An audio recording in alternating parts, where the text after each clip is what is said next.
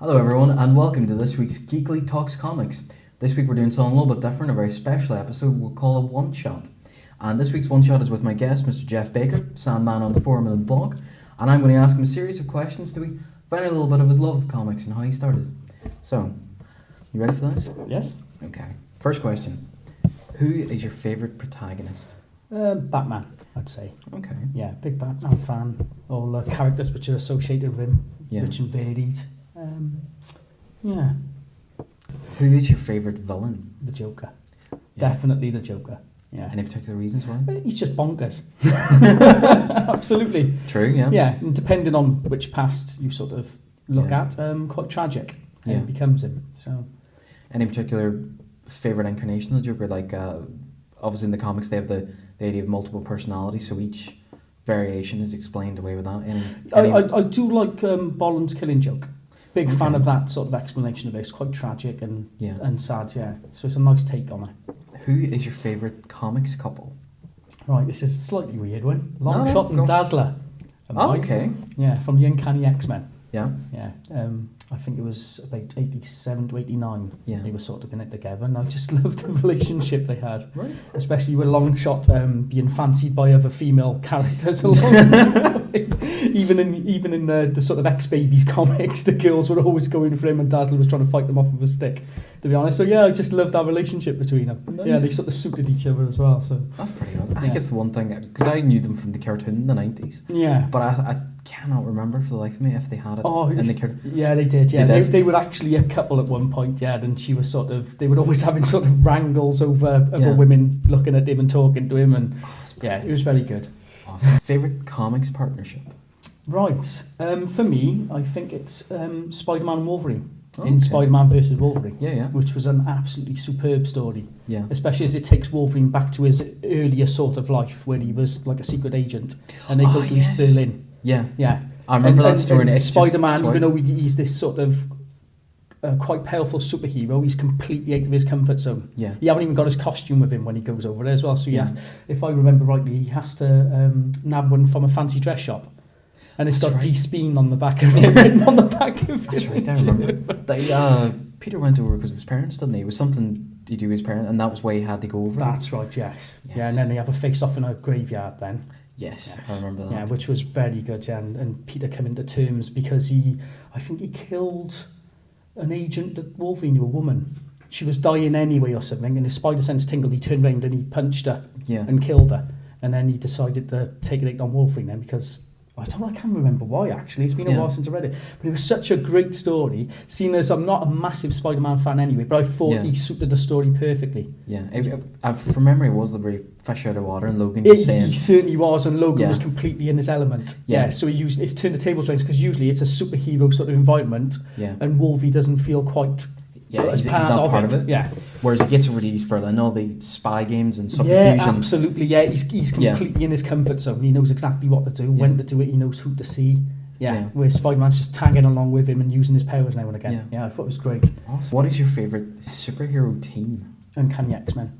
That era. I took a guess. I had a feeling. Yeah, it was pretty much a guest hero every week. Yeah. The team got so big, it was just unbelievable. Yeah. But that was my favourite era. Like I said, I think it was about 87, 89. Chris Claremont was writing it a lot. It was around the Mutant Massacre era as well. But that was when it was at its most diverse, I think, the X-Men was. It was quite a lot of different characters there. And I just loved it. That was my favourite period of comics, to be honest.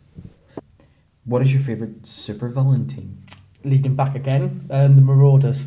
Good choice. From the Mutant Massacre, absolutely. Yeah, Scalp Hunter and Riptide and Any particular favourite out of... I would say Scalp Hunter, just for the sheer viciousness of him. Yeah. Which for a Marvel comic at the time, especially with the Mutant Massacre, was quite risque, the stuff he got up to. And then, so I found him, particularly vicious. And he does stand out in my mind even to this day, even though I haven't read him for quite a while, as characters go. He wasn't anything overly special. Okay. But the fact that he could make weapons out of his body and modify them to get through superheroes' powers was superb. Yeah, he was quite ruthless. I'll be honest, it's a character I've never heard of, but I'm surprised, with that description, they've never used him Yeah, for more, I think he did appear in other places as well, but I didn't sort of go into that and read further on him. But in that sort of time period with the Mutant Massacre, he was absolutely perfect as a villain. He was superb. Yeah, they were all pretty good, Arc-liked and Riptide, but something about Scalpent I think quite sort of horrible. Just set him apart. Yeah, and absolutely, he was very cold-blooded. Yeah, very good leader. Your favourite publisher? I gotta say, I haven't got one. No, I tend to read a bit of an eclectic mix of comics. Yeah. Be it independent, Marvel, DC. It depends what I like character-wise, really. I don't sort of put up my pennant for one particular one. I'm sort of losing my faith with Marvel a bit. Okay. Now, with the amount of titles they're doing for each individual character, I've noticed they're sort of hoarding out their characters a bit to me. So I'm sort of steering away from Marvel a little bit. Yeah, they've been kind of doing it for at least the last 10 years. I remember at one point there was like 4 or 5 Wolverine titles. Absolutely. About 4 or 5 SpiderMan titles. That's absolutely. And obviously visiting the comic shop in Newport all the time, you get to see it on the wall and you think, oh, how many this week? Yeah, you go to Terry's shop and you just see everything. Yeah, I know DC have got a lot of titles, but they tend to keep them clean. They sort of try to keep it so it doesn't go out of proportion, where Marvel are just like, let's get it out there as much as we can. Who is your favourite comics writer? I think it's Chris Claremont. Going back to Chris Claremont again with the Uncanny X-Men. I like Frank Miller. I'm a big fan of his work, but it's sort of few and far between. But if it's any sort of period, it has to be the Chris Claremont X-Men. Yeah, definitely. The stories were great. The character development was great. I think that was it for me. That's the main the main writer that stands out for me. Yeah. Favourite comic book artist? Going for a safe one on this one. Jim Lee. Good shout. Yeah, he's just... I'm assuming his Wolverine work? Yeah. And his Batman. His Batman is just awesome. Yeah. Yeah, but he's such a great artist. Yeah. He is. Great. The clean lines, the way he shades, everything about this, just... And you can do so much with just a picture. Without even the words there, you can take it all in just from one panel. Usually, with the rain and the way. It's just awesome. I mean, he creates a mood with his art. I find he does, which in the comic industry is what you. As soon as you pick it up, it's a Jim Lee image. That's it. I'm trying to think. It's like with DC images, the Batman and Superman, 2 of the most iconic images are drawn by him. 2 covers. Yeah. Superman and Metropolis facing to his right. Right. Batman and Gotham facing to his left. That's it. And as you say, as soon as you look, you know everything you need to know. It is exactly. Yeah, it is. It draws your eye straight away. Even his covers for comics are just fantastic. Even if he's not drawn in the comic inside. Sometimes I buy it just for the cover because it's just so stunning. Yeah, so he's definitely the one for me. Okay. Favourite comic story arc? Mutant Massacre. Yeah. Absolutely. Yeah, I even bought the spin-offs, which I never used to do, especially with the Thor and the Hulk, and I wasn't a big Thor fan when I was younger, but it was my first, I think for me, my first crossover as well,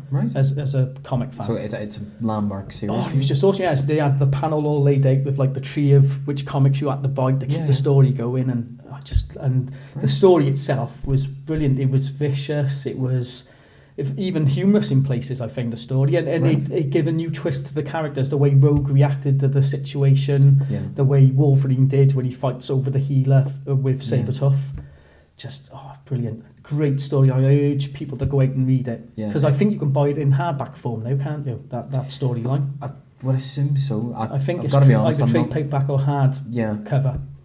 For you personally, what was your most traumatic moment in a comic? What was the most traumatic thing for you to read? For me, shock value was Scalpent killing Anna Lee. Yeah. Just cold-bloodedly executing her. Yeah. Point blank range with a shotgun. And you don't see it, but it tells you everything you need to know in about 3 panels. And I'm sure she's holding a mutant child at the time as well. And he kills both of them with the one shot. Right. Yeah. You don't see it, but I assume it does, yeah. That was shocking. Yeah. Best film interpretation of a comic book? I think the most enjoyable, I don't know if it's the best, because obviously everyone's got their own opinion, but for me it's Hellboy. What is your opinion? Okay. Hellboy, yeah, absolutely. I just think they hit the nail on the head with it. On the first one, not so much the second one. The second one's a good film in its own right, but the first one really captured the feel of it for me. Yeah. The era at the time, especially the origin story of him. Yeah. Just loved the characters. And I think they were fairly represented. There was a lot of effort went into the special effects and the way they looked, and Ron Perlman I think was born to play him, to be honest. Just with a couple of coffee lids on his forehead and he's done, spray him red. It is the running joke, a couple of coffee lids, spray him red, done. Just get him on there. Best television interpretation of a comic book? I've got two favourites. I love The Walking Dead. Okay. I know it doesn't, a lot of fans will say it doesn't follow the storylines properly, but not being a massive fan of the comic, I've only sort of touched into it now and again because there's so many as well. I thought it was a really good series. The way it's produced, everything about there, it's good special effects. It's quite believable. But I think my favourite is the Batman animated series. The 90s Batman animated series? Exactly, yes. It's just superb. Yeah. It's just everything about the series itself. Fair enough, in certain aspects, it wasn't drawn that great. Yeah.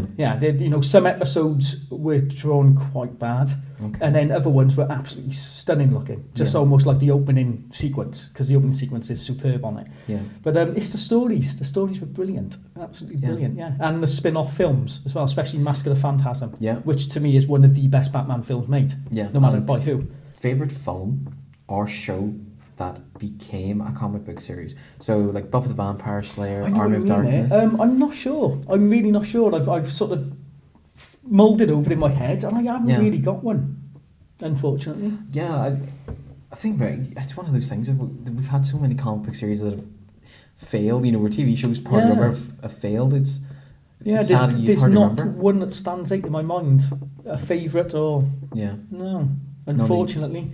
Most justifiable comics villain?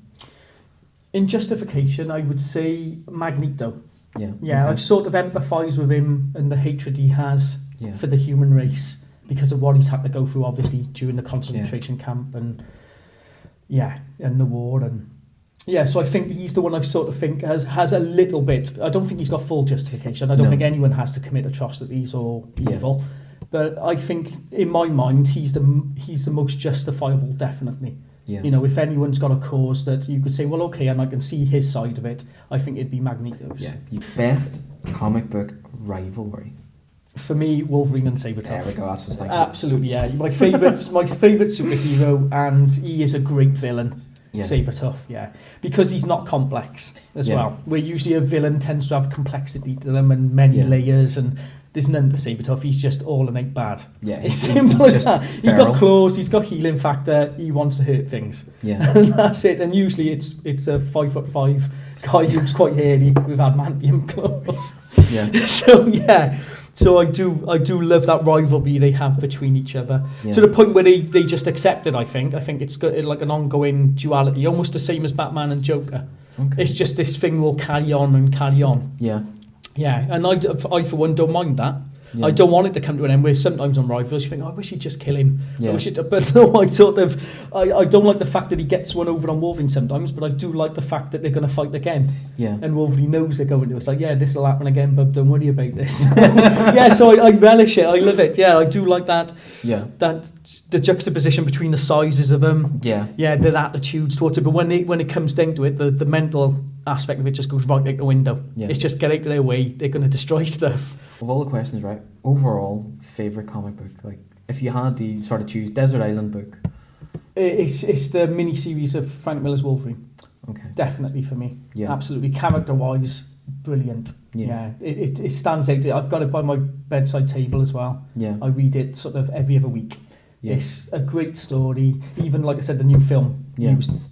Based it loosely on the book, but it's especially if you don't know who Wolverine is, it's a great way to get into him as well. I find such a great, and they don't waste any time with backstory. They just get in and give you all the information as the story's going on. Absolutely, and it's Chris Claremont again, and with Frank Miller doing the art.